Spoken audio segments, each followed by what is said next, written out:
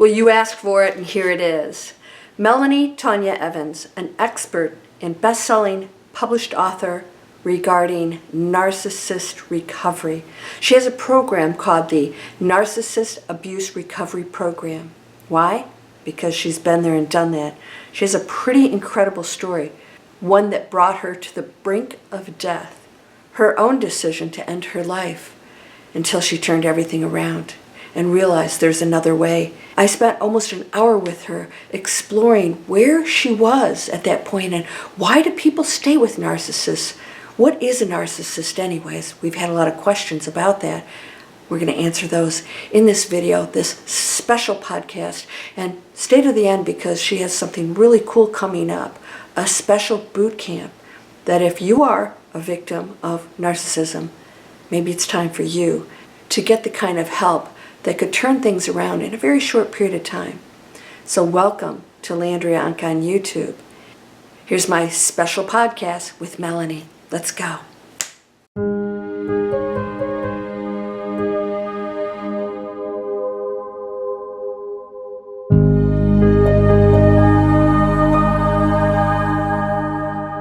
Okay, welcome everybody. I'm very excited today because, as you know, I've been talking about narcissism. What is it? People are bringing it up a lot lately, and I can't really wrap my head around it. So when I was asked to interview Melanie Tonia Evans, who's an expert in it, and I'll share her credentials here in a moment with you, I was very excited. I said, wow, this is great timing because I just shot a video saying, what's going on out there? I'm not an expert at this, and you know, we manifest everything here on my channel. So she appeared, and so we're going to have an awesome discussion today. But let me give a little introduction before I let her talk. So welcome, Melanie. So here is what I want to read right off of her site because it explains everything. Melanie Tonia Evans survived and thrived as a result of her NARP system, and I'll explain that in a moment, after near-fatal abuse. She's an internationally recognized narcissistic abuse recovery expert and the author of the #1 Amazon bestseller, You Can Thrive After Narcissistic Abuse. Melanie has been interviewed by several global mainstream channels and was awarded the prestigious Kindred Spirit Global Personality of the Year Award in 2019 for her contribution to global healing from abuse. Her unique NARP system is recommended by doctors, counselors, psychologists, specialists, domestic violence workers, and relationship experts globally. After observing how people shift from trauma into healing in ways and timeframes that defied their usual expectations. Welcome, Melanie. I'm very excited. So we're going to get right into it. What does NARP stand for? Well, first of all, Landria, thanks for having me on, and I'm glad that this is manifesting timing for you. It's awesome. Yeah, so NARP stands for the Narcissistic Abuse Recovery Program. Excellent. Yeah. Which is what you're all about right now. And there's not that she doesn't have many other options. We're going to talk a lot about this one program. And before the end of this whole interview, we're going to share some things that are coming up. They're very exciting. So stay tuned. So Melanie, I'm going to get right into it. I really have not personally dealt with what I would consider narcissistic. And I've actually talked to my audience a lot about ego versus narcissism and what the difference is. I really want to explore that. But before we do, I want to know, who's Melanie? What is your background? What was the experience that brought you to where we are now? Yeah, and Landria, I'm going to give the simplified version because it's quite a big story, but I was into personal development. I was a metaphysician. I was also a coach in many ways on personal development. And at 35, I thought I had my whole life figured out. And I'd always had intimate relationship issues. And the man of my dreams walked into my life, and he was everything on my manifestation list, which was really interesting. And at 35, I hadn't been married. And within 4 months, I was engaged and got married, Wow. which surprised everybody, most of all myself. And this human being, I ended up in an abusive relationship that I'd never been in before, which was mind-bending, to say the least, because he was just so wonderful. But yet there were things that I saw, which was pathological jealousy. There was lying. There was gaslighting, which I'd never experienced, arguments that made my head spin. And as it turned out, he had faked a terminal cancer condition. It ended up escalating to literal violence, which was physical as well as mental and emotional and sexual and financial. And what stunned me, Landria, was I was hooked in. Logically, I knew 100% I had to leave this individual. But I ended up with this perverse addiction to him, which was just, it was trauma bonding. I didn't know that at the time. Anyway, I would get out, I'd go back in. And of course, I was enmeshed financially and in every way imaginable. And one day, I ended up just with this thought that popped into my head was narcissist. And this was way back, around 18, 19 years ago. There wasn't a lot out there. Wow. And I Googled it and I fell off my chair. But then I started researching, how do you fix this? How do you change this? And I ended up seeing a narcissistic personality disorder specialist who, and in one of the Hoovers, I'll do anything, he actually sat with her as well. And she said to me, yes, he's a malignant narcissist. And there's only 4 ways that this can end up. Either he's going to kill you, you're going to end up having an absolute psychotic breakdown, which will ruin you. You're going to get a terminal disease. You are so sick and traumatized, which will take you out, or you're going to kill him. There's no happy endings here. You have to get out. You have to get away. So she had the information, but there was no healing solution. So I'd get out, I'd go back in, either he'd hoover me in or, with all these promises of getting better, or I would go back to him and try and fix it. I ended up having that psychotic breakdown, which was a complete adrenal mental breakdown. And I was told at the time that my adrenals, and it was a complete breakdown, I would need 3 antipsychotics for the rest of my life, and that I could have a heart attack or a stroke at any time. At that stage, I was like 80 pounds. I hadn't really eaten for 6 months. Wow. All of my hair had fallen out in clumps. I couldn't Oh, sleep for any more than an hour. I would have a raging nightmares every night. It was like Nightmare on Elm Street. It was horrific. I shook, I sweated. I had complicated post-traumatic. I had it all. And like a lot of people do, And at that time, I'm not good with aspirin. I thought this is the end of the road. So I decided it was time to exit planet Earth. So I was lying on my bed. I'd been medicated, which stopped the psychotic episodes. And I was planning how to do it for the best way for my family and my son to leave. I didn't see any other option. wow. And I'd survived so many things in my life, but this brought me to end of the line. As I was doing that, trying to work it out, this voice in my head kept saying, no, there's another way. There's another way. I'd always been spiritual, Landria. So I walked to my bathroom. I fell on my bathroom floor, put my hands up, and I just screamed, help me. I can't, I've got nowhere to go. Total And in this surrender, yeah.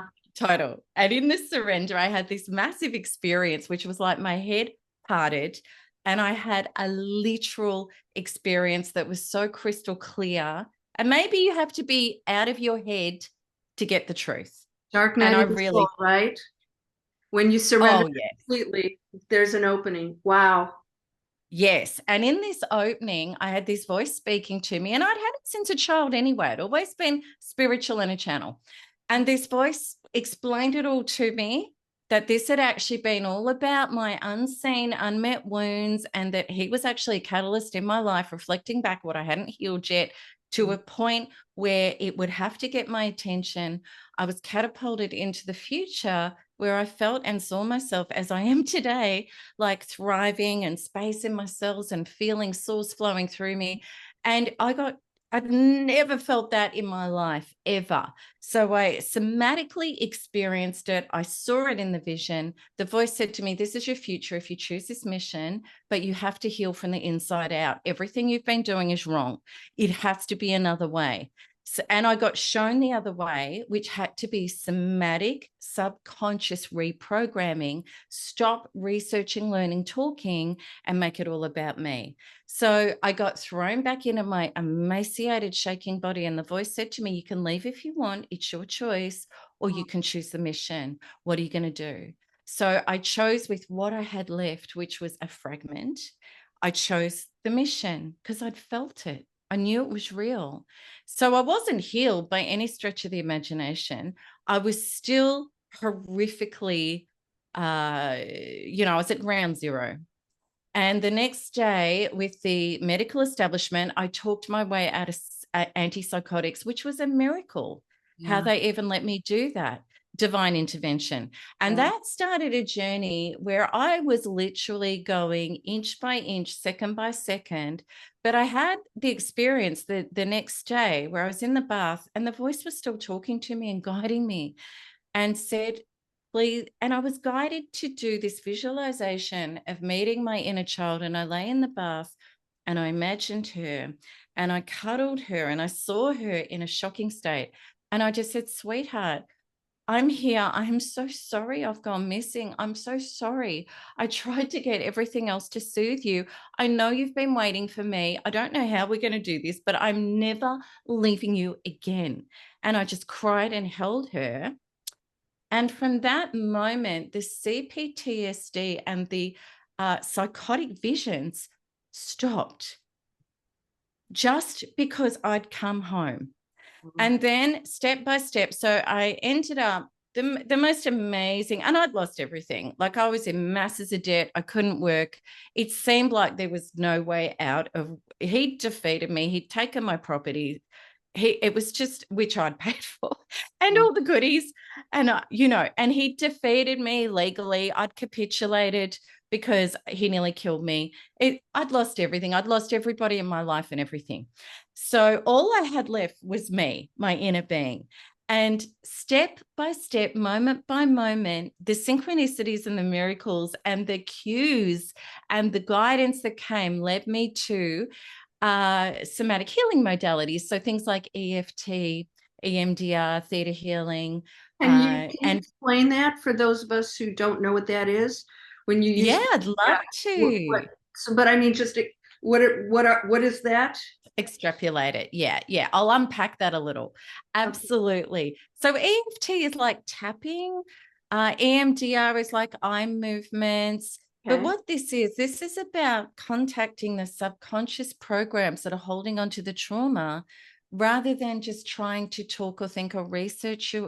It's addressing the trauma on an inner level. And I studied theta healing, body code, lots of different things, and got certified in a lot of things. Then I came across kinesiology, which I was like a duck in her favorite pond. I was like, and I had been with all of it. So I became obsessed, with stuff. But what I found with all of these things, I was getting results, like because I had shocking fibromyalgia as well as PTSD, and all these things were melting away. And I ended up, because I'd already been a holistic practitioner and coach and a mindfulness coach anyway. So I put a lot of different things together to heal myself. And I got so far, and I had clients and they were healing as well. But I had an agoraphobia condition, which was the fear of out in open spaces. And it was really persistent. Nothing was fixing it. I even outsourced to the best of the best body healing modality people. They couldn't get it off permanently. And another synchronicity led me to crazy. The whole thing was just so orchestrated. I ended up in Thailand with a girlfriend. The trip there with agoraphobia nearly destroyed me, by the way, because I don't do medication. I got there in this haze of, I don't even know who I am and what my name is. And then I ended up in it was horrific, to say the least. And I ended up in a hotel room and a beautiful perimeter, which I couldn't step out of because of the agoraphobia. It was too crippling. And after a few days, she'd come home with shopping bags and one day she was out. I'm like, no, I have to do this. I have to. So I went to the hotel room and I set the intention that I was going to get the answer of how to put together a healing protocol that would end the agoraphobia. So I said to Source in this voice, I said, I'm ready. I'm going to open my mind, my body, my soul, my heart, and I'm going to channel the answer. And immediately I started taking dictation, and it was healing protocols and formulas I knew. There were things I didn't know, but yet I did know them. And as I was writing it down, Landria, I knew this. I was so excited because I knew it was going to work. And I didn't know that this was the first ever quantum freedom healing, which is now what I've released to the world.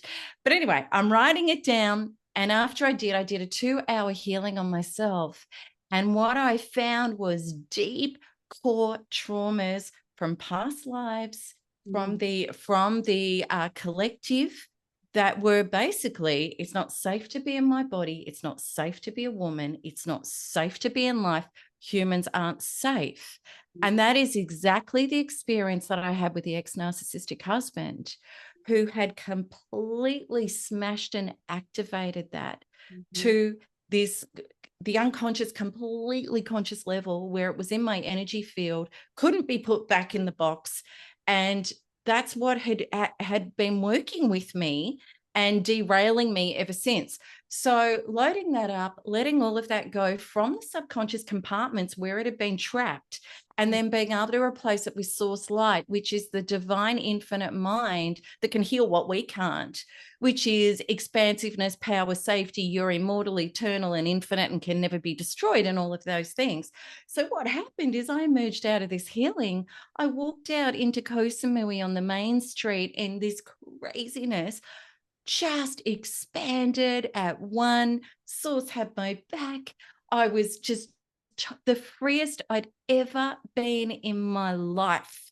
And and I was like, oh my God, because I realized as a little girl, I'd hid behind my mum's skirt my whole life. I'd been born this way. So I'd been completely up-leveled, upgraded to my true self, to my true source potential, and it never went. And then when I got back to Melbourne, where I was healing people, I said, I'd call it holographic healing. I'm like, we're putting that away. We're doing this now. And then what happened were people who had some stuck stuff as well. They were all liberating quickly. Some of them had doctors, domestic violence specialists, psychologists, psychiatrists, counselors. These people started ringing me and emailing me, and they're saying, what happened to my patient? What happened? So they came, because as we know, a lot of practitioners have had their own stuff. That's why. So they were getting liberated. Yes. So this is in Melbourne, right? And then before I knew it, Landria, I was booked out. And then the voice said to me, you can't do one-on-one like this. You need to create a program. And I'm like, how do I do that? So I got all the instructions, directions. I created the Narcissistic Abuse Recovery Program. And I was saying to this guide, how can my recorded voice do it? And it said, just do the visualizations, the intentions, and the imprints and the healings, and it will work in a recording. Then I gave it to my clients and I said, could you please just trial run this? Then they started, the ones using it were healing 10 to 20 times faster than the people coming to me once a week, because anytime they were triggered or had stuff up, they could put on the healing, put on the headphones, follow the visualizations, free themselves from trauma. And then I ended up saying to them, you actually don't need me, just use the program. And then what happened was They were on abuse forums and stuff globally. They started telling people. So then all these people are contacting me saying, can I get the program? And before I knew it, it was in 130 different countries. Tens of thousands of people were graduating from it, and it just exploded. Wow. That's the story. This is exciting because, and this is why I'm so excited to have you on my channel, because I teach the same principles, and that is, we go to the outside world to patch things. We don't go in and ask why this is even happening, or if it even has purpose. And we always feel like victims. And look at what has produced from this for you. Great purpose. And of course, like you said, from past lives, whatever trauma came forward, it's your time to, go outside of all of this and be the light shower of what can be done. Mm-hmm. And it all has meaning. I always tell people, we can't discount all the pain, and all the things that happen. There is divine purpose in everything. And look what has happened in this lifetime. You made it purposeful, right? Yes. Yeah. And that's so powerful. But so I have a question, because I have had quite a few friends tell me that they were married to narcissists or dated narcissists. And I've heard this so many times. And finally, actually, the other day I said, why is everybody saying everyone's a narcissist? What do you think a narcissist is? And what's the difference between a real big ego or controlling person or insecure person or jealous person versus narcissist? What is that difference? Yeah, that's such a great question. And it is a word that really does get thrown around, I believe, too much. I do too. Yeah. Okay. And I'm just going to put it this way. I'm not one for actually saying, let's diagnose the other person there, but I will explain the difference, and I'll explain why I said that. Narcissistic personality disorder is the personality disorder. Okay. Now, that's a big deal. However, there are people that act narcissistically, and we can all act narcissistically. Right. If we're triggered into a wound, what happens is we age regress, we step out of character, and we end up using a defense mechanism from that age, or even from that past lifetime. Now, when we're in defenses, it's all about self, and the ego, I call it edging God out, means that we're not in expansive collective consciousness, and we don't have a peripheral of others and how to show up in decency and kindness with boundaries.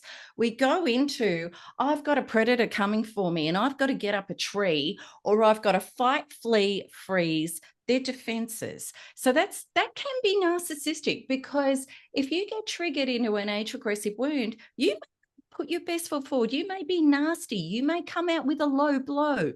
You might say something that's childish, that's, or even behave in a way that's not nice. We're all capable of that. But here's the difference, Landria. Somebody who can act narcissistically, who still has a conscience, who cares about others, who's into kindness, can apologize time appropriately and say, look, I'm sorry I said that, or I behaved like that, or I was nasty. I know that hurt you, and I'm going to look at myself in regard to that so that I don't keep behaving like that. And I really believe, Landry, there's two types of people. Those of us who take personal responsibility and want to grow and become better human beings, or those that stay stuck in their defenses, blame everybody else, do the victimhood and say, well, my life's like this because you're like this, and I'm going to get angry about it and resent it, and I'm going to focus on that. Narcissists actually are the ultimate victims. They take zero responsibility. They blame everybody else for their life. But let's get to the purpose of the conversation, which really is, how do we know we've got somebody narcissistic in our life that really we can't work with? We can't get them to grow up, show up, or level up. in their behavior.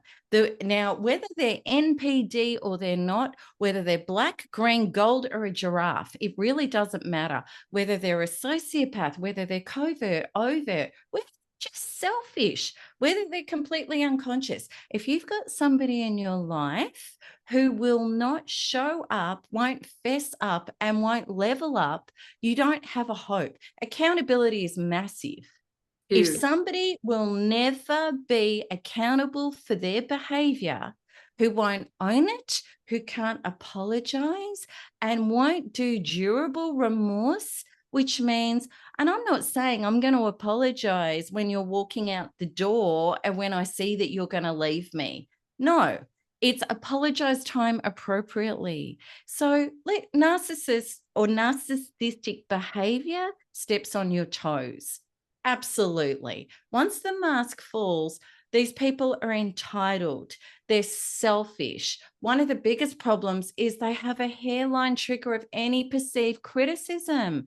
So you can't actually collaborate with these people. Collaboration and cooperation is also about nicely asking for what you need and pointing out to somebody when they're doing something right, so that you're explaining to somebody what you need and how they can serve you better.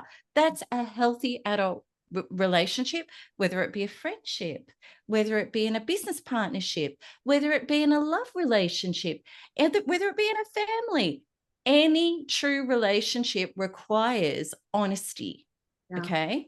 Now, what happens with a lot of us when we get into narcissistic relationships, we were quote unquote the codependent type, which meant we were people pleasers, which meant that what we would do is go along to get along. We're the ones that in our own virtue and our empathy say, well, I'm the one that gives and cares, and I'm kind of leading the way in that. But we haven't been good with boundaries. We haven't been good with speaking up and saying, no, I'm actually not comfortable with that. And this is what I would need from you. And, you do this and you do that and you leave everything for me. And I actually need you to step up and cooperate and contribute. Narcissist or narcissistic behavior doesn't do partnership, doesn't do collaboration, doesn't do cooperation. The problem with a lot of us is we went into these relationships doing more than our fair share, which codependents do. We didn't ask for that. We didn't set boundaries. And it's too late by the time these people, because narcissists also do not like being, you don't know what you're getting. They can walk in the door. They can stonewall you. They can give you the cold shoulder. They play with your emotions. When you bring up something to a narcissist, what they will do, you will feel like you're having an argument with a 5-year-old because they twist, they turn, they go off topic. They bring up what happened 6 months ago that you'd reconciled. You thought you had, and they've been sitting on it. They will bring in other people and they will abuse you by proxy. They will stonewall you. They will gaslight you. They will throw a low blow at you. The reason why, and it's not adult, it's not mature, and it's certainly not kind. Then what happens is you get triggered because you're being violated. You're being gaslit and violated, and they lie. You catch out a narcissist or somebody acting narcissistically in a lie, they will double, triple, quadruple down to the narcissist. And you were there. You've got the photo proof. And they will still lie and look you straight in the eyes. And you're mind blown. And you will point at the photo screaming, this is the truth. They will continue on. Now, behavior at this level and the smearing and the malicious, disgusting acts they're capable of, and the malicious abandonment and the cheating and the things at that level, forget it. Forget it. You're going to be destroyed, and you will never hold these people accountable. You just won't. Even if you do and they come back into your life, you're going to go through it even worse again.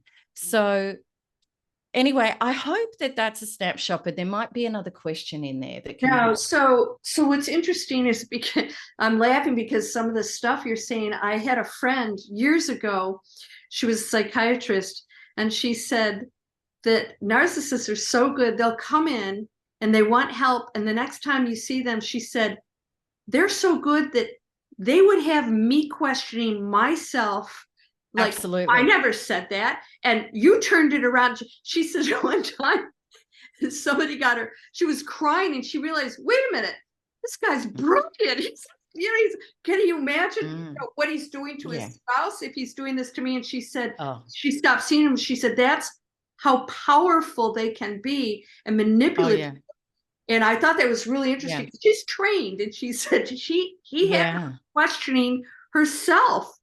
You know, Yeah, yeah. And yeah, it's chemical. The problem is it's chemical, it's physiological. yeah, Your addiction to them, which is trauma bonding, is so I could do a 2-hour show with you on that, but I'll try and simplify it. Because what's happening is you've got cortisol, which is adrenaline, which is the trauma, and then you have dopamine. So you're getting these massive rushes of chemicals that your body's actually getting hooked to, and you get trauma bonded to this person like crack cocaine. It's horrific. yeah. So let's talk about the other side of that. Of Yeah. course, I train student breakthrough fear is my big course, and I do the same thing. It's like we take 100% responsibility. We Love it. we Me claim our. too. I said I don't let them off the hook. In fact, they can't get past Yeah. to the next Yeah. lesson until I say, Yeah. you had to participate with everything. Doesn't mean you're Yeah. wrong, but there's a reason No. for that. So let's look at the reason where it's Mm, coming from, because we mm, can't get mm. past it unless we say, oh, it's that, and I believed Yeah. that, or I made a choice, because I said everything's a choice. So let's talk about the other party in a narcissistic relationship. And I've seen this Yeah. too, where they Mm. just won't leave, and they have every excuse in the book, plus the Yeah. victimization. So what's Yeah. at the root of that? And obviously Yeah. your whole program deals with that. So what, Totally. discuss like right Mm. now, that like, what is at the root of that? Mm. At the root of that, and it can be really hard for people to hear. Initially, if somebody had told me this, I would have wanted to punch them in the cake hole. I really would have. So I get it. It's really hard to come to this, but you have to if you're going to survive and thrive. It's the way through. At the root of that, we all had unfinished stuff. So I'm going to give a really simple example. So I call it love codes. So my love code is like so many others. Like my inner love codes were the people I love abandon me. They invalidate me. Mhm. They abuse me. So, a lot of us were really capable and successful in all areas of our life, but really, there was this part of us that still hurt, that was unhealed. And a lot of us also, too, had kind of addictive tendencies to try to numb out that pain. So, whether it be like food or alcohol or over exercising or overworking or overlooking after other people, those were our coping strategies. But what happens is when a narcissist comes into your life, as a friend, as a work colleague, as a love partner, they're very, very good. It's their survival at tuning in, and they ask you questions, and they're very interested, and they body mock you, and they make you feel very comfortable. But they find out with you what hurts and what's missing. And then what they do is they look you straight in the eyes, and they know how to do all the body language. They will purport to you that they're the missing piece in your life. That's the Trojan horse that gets in the gate. So you open the gate, you think it's gifts, Mhm. and you let them in and you shut the gate. And Mhm. what happens is you bond with these people very, very quickly, because they're actually giving you dopamine at that time, which is the relief from the emptiness and the fractures. So Mhm. you let them in there, and they feel so familiar. When people say, oh my God, he was my soulmate, Yeah. right? And Mhm. they bond. It's a real soul contract. So they're in the gates are shut. They come out. Then they, for a while, they give you all of the belief and all of the goodies and all of the love bombing and all of the everything. So you let them into, your body, your bed, your mind, your soul, your heart, your finances even.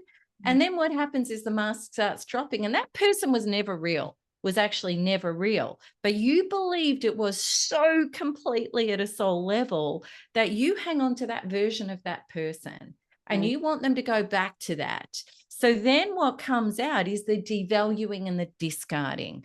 Now, what the narcissist is doing is, as a vampiric entity who is, there are no self, they're a false self. Their true self, they've completely put it to sleep. It's catonic, it's in the corner, it doesn't function. They created an ego, edging God out, a false self, which is a version of themselves that they would like to be. And it's actually delusional. This is why they lie so much. It's fictitious. Now, this false self has no energy source of its own, so it actually needs to suck life force from others. It's like a black hole. Staff, acclaim, notoriety, prestige, all of those things. But at the bottom of it is attention, because narcissists on the inside don't just feel dead and empty. They have this inner self that is so destroyed, so insecure, so fractured and broken that this keeps coming up all the time, and they have to self-medicate it with superiority. So when you're down on your knees and you're crying and you're broken and you're begging and you're pleading and you're screaming for clemency, the narcissist gets this massive A-grade narcissistic supply of, look how superior I am to affect another individual so dramatically. So it's an ego boost, good or bad, it doesn't matter. So here's the glue that holds it together, is you're trying to get the dopamine of the relief of your unhealed wounds from them. They're smashing the exact unhealed wounds up into massive, just a massive level. And you're trauma bonded to, it's actually Stockholm syndrome, to the abuser smashing your unhealed wounds up. You're looking at them as the savior, clinging to them to try to get them to fix it. And you're trauma bonded, you're addicted. There's all this stuff. This is why we need a deep healing program. This is so intense and convoluted that you need to pull away and know that the saving of you is between you and true source, which is what NARP does. And then what happens is all of those trauma bonds and all of those ties dissolve. But what's awesome about this, and it is hard work, and you've got to be dedicated, and you have to have enough of the pain. You have to be committed. But the results are quick and fast and powerful if you are. And then what happens is, not just do you get away from the abuser, you've up-leveled all of those unconscious internal reasons that made you susceptible in the first place. And you go up to a higher trajectory in life of your capacity, your expansion, and your potential and possibilities and cooperation with the entire field, where it actually hands you your best life on a silver platter. So I have a question about that. So I totally understand what you're talking about, but is there another component also, that because of what this person comes in and it's working with the other party, it's totally working on her or him, it could be him. Is there a part of the receiver that wants to fix it? And it's about, if I can make them right. For sure. Okay, because I remember having absolutely, a friend who would always date guys that were alcoholics and abusive, and I found out her father was, and so she went to see. Just about to say, so, right? It's mimicking, but she would stay with 100%. Them. She said, if I can make this right, it somehow is correct. 100%. And I'm really glad you brought up that point. There is this other layer to it, 100%, where I'm choosing people that represent, the parent that I was trying to get love, approval, security, and survival from in order to create my inner wholeness. I didn't get it from my parent. So I'm choosing the same people again. And it's an unconscious thing. If I can fix you, I fixed it with daddy. Yeah, it'll be okay. Exactly. Always just trying to make it okay. Yeah, exactly. And I always tell people, even people that are in, have parents that are abusive, and I always tell them, let's really look at the parent and where they came from. And we Yeah. always look at ourselves. That's why I see the responsibility is so huge, because when you go into compassion, you can say, they came from something else. There's something else going, and we go So to true. part of compassion too is being able to let go of it, but not sticking Exactly. around for it either. I said, it doesn't mean you have to hang, and it doesn't make it okay either. But Mm. are narcissists typically from abusive homes? Are This they? is another great question. Okay. Yeah, typically they are. There is a nature and nurture component in it. And in quantum freedom healing and in the journey I took and I take other people to, there are layers of trauma programming. Mm-hmm. There are layers. So it comes from our collective programming. It comes from absolutely ancestral program. It even says in the Bible, the sins of the father and 7 generations. And they've proven epigenetically that a child born in a traumatic household is born with an enlarged amygdala, which means that they've got defense mechanisms, they've got ego survival programs, which is what narcissism is. Wow. So and you can have identical twins brought up the same way. One of them's a codependent, the other is a narcissist. Mm-hmm. Wow. So yeah, because survival programs go one or two ways. It's either the codependent aspect. If I try to fix and change you, then you're going to love me healthily.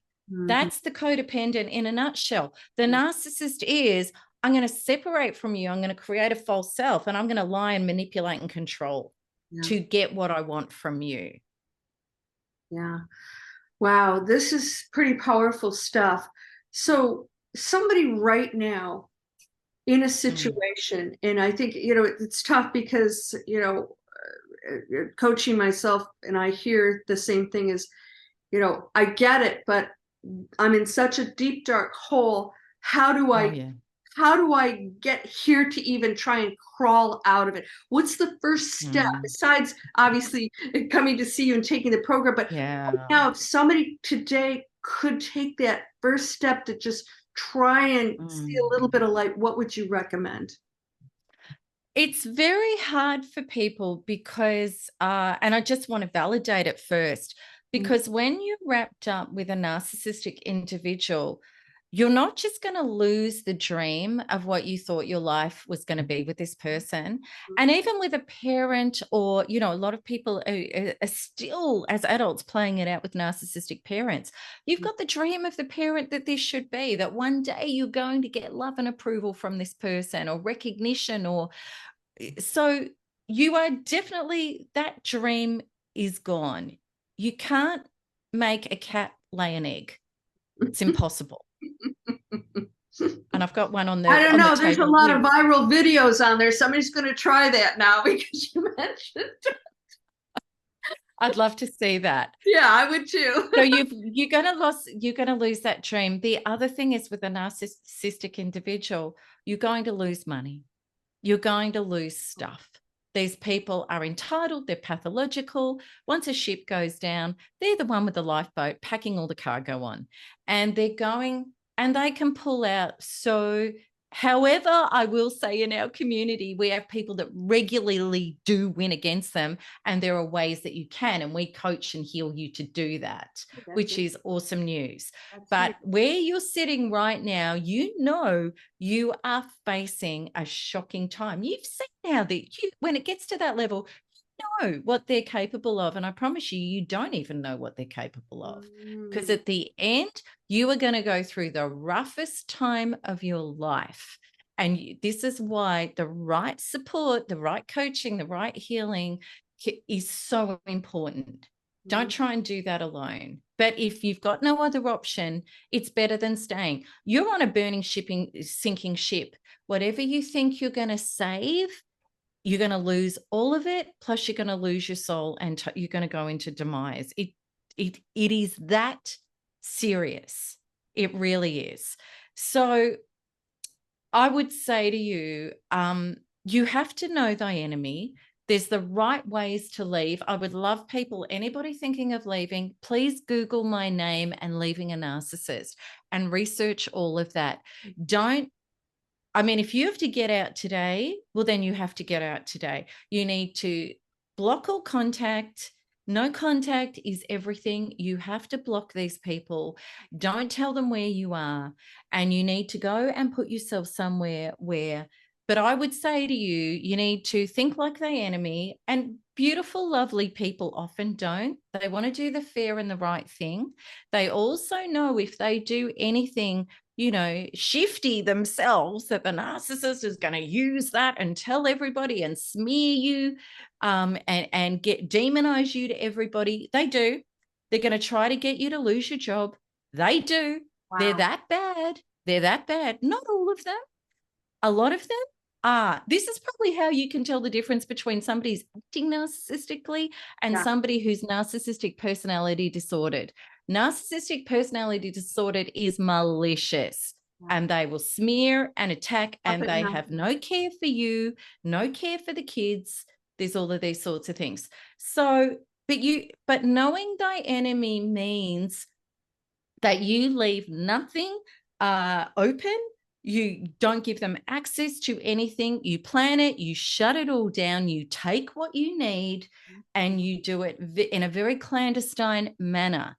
Because I promise people, and they see it, when you leave a narcissist, it will blow your brains as to what this person is capable of. You are the enemy. You need to start thinking like that person is the enemy. Be very careful about who you share information with and what you're going to do. But I can't say it enough. Just the logical information is not going to be enough.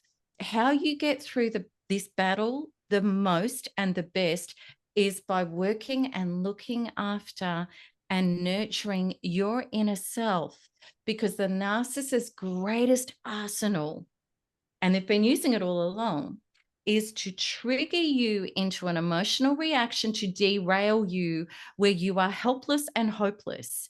And if you seal that up, it's kind of like the Wizard of Oz, the man behind the curtain with all the smoke and mirrors, and you pull back the curtain, there's this little withered up little man.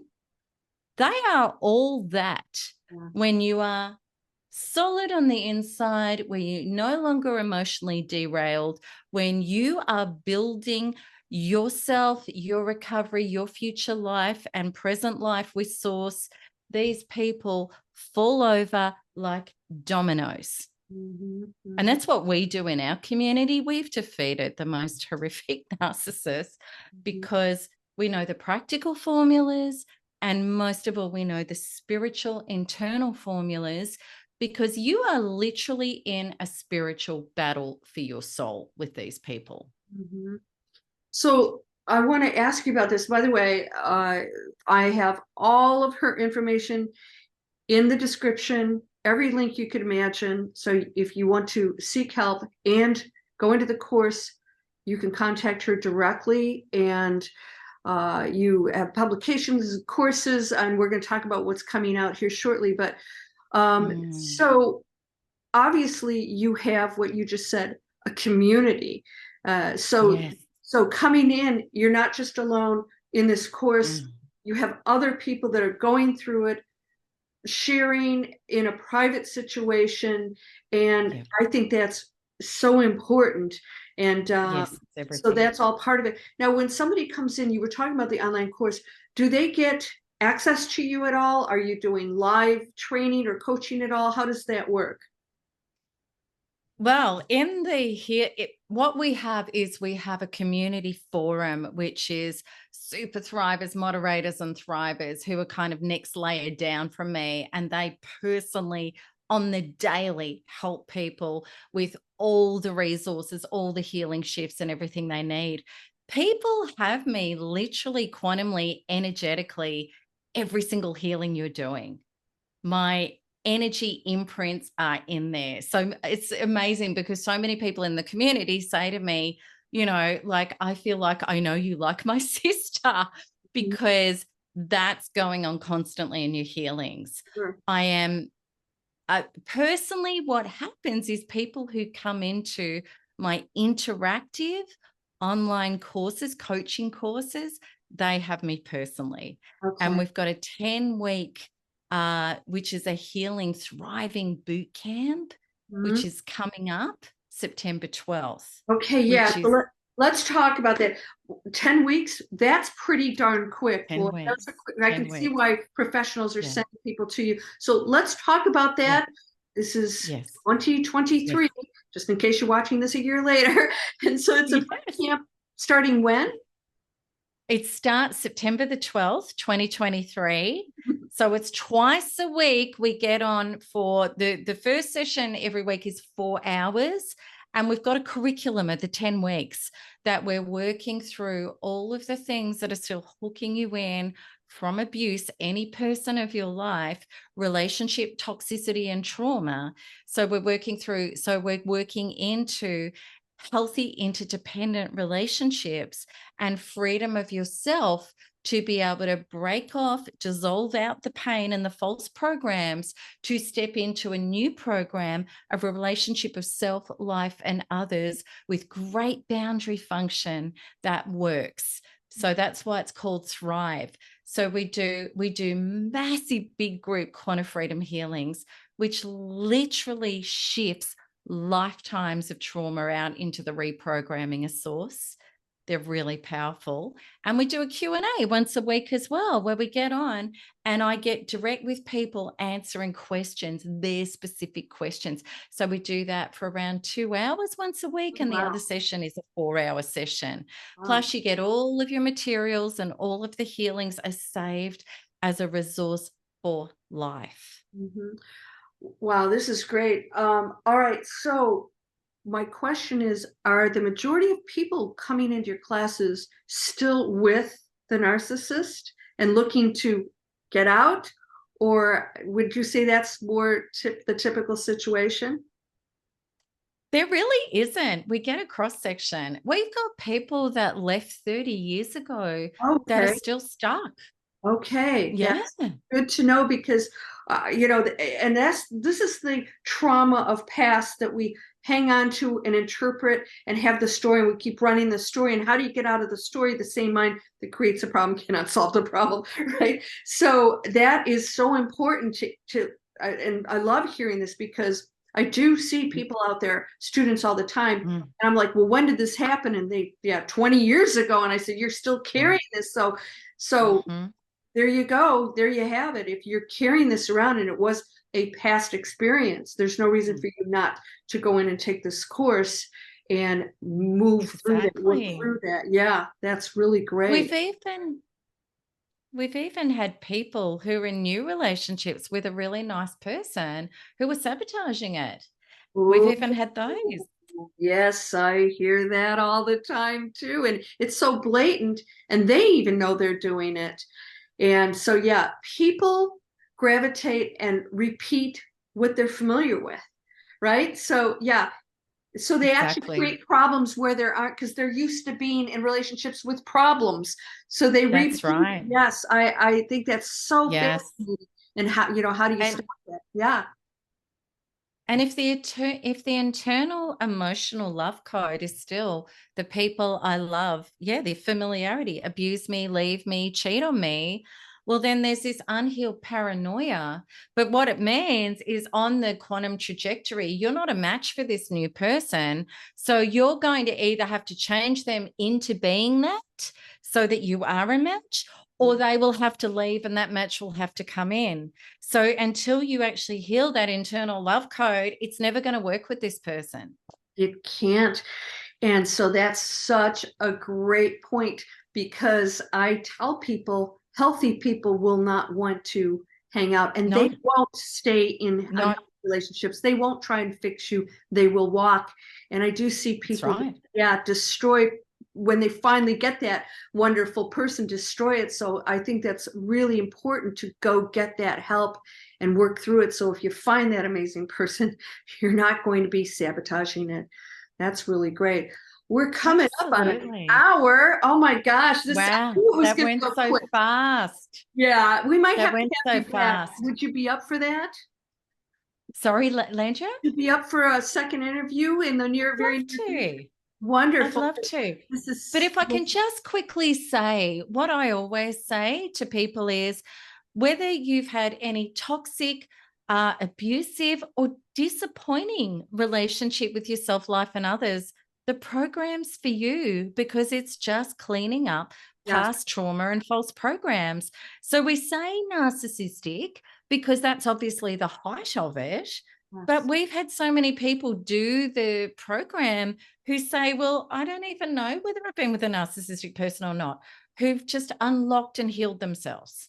Yes, absolutely. I love it. I love this. This is great. Very exciting. It was so wonderful to meet you. And so again, I'm just going to mention that, Melanie has the new program Thrive coming up in September. You can get all that information. I'm going to include it here. So obviously, if we're past the September date, she's going to have all kinds of other things going on if it's not Thrive. Absolutely. Yeah. And the regular program that she runs. And so reach out if you have any questions. Go reach out to Melanie. She's the expert. I certainly cannot relate to this, but I absolutely hear it so much that it's obvious a big problem, and people don't know how to get out of these situations. And this is why it's so important to get coaches. And I said, it's like teaching people how to not be, get off of drugs or something. If you've never taken drugs yourself, you coming from a place of experience, all the nuances, all the little tricks, all the things, and your own feelings of why you stayed in and what happened with that. And I think it's so important when you're working with a coach who's experienced that trauma, that's and then has a solution that's obviously working. It's really powerful. So thank you for that. I think my audience is going to be very interested and going to love it. So wonderful. Yeah, and thank you for what you're doing in the world too. And I love that we're coming from the same place, Yes. Manifesting from the inside out. Yeah, absolutely. It starts here, and the world is not the problem. It's not happening to you. You have to participate on some level, and you hold the power. So, Melanie, thank you so much. And again, reach out to her if you have any questions. She'll be happy to help you. And I hope to have you on shortly. We'll arrange that. And please leave your comments. We love to hear the comments, and I'll make sure that Melanie has access so that she can answer these too. So thank you very much. Love to. We will see you soon. Thank you, Landria. Bye-bye, everybody. Bye.